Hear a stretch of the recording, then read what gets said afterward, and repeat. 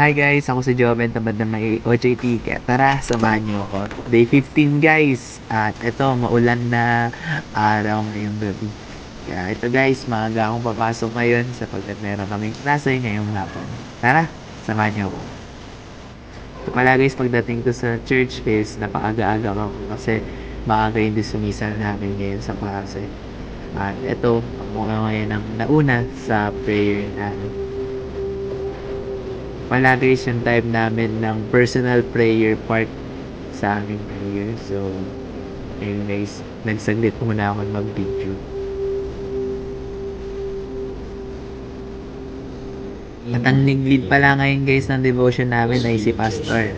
Ito pala si Pastor namin guys, si Pastor Raul Nainino.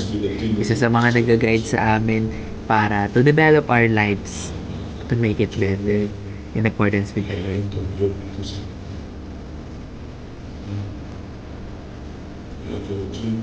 Ayun lamang guys. Salamat sa pagsama.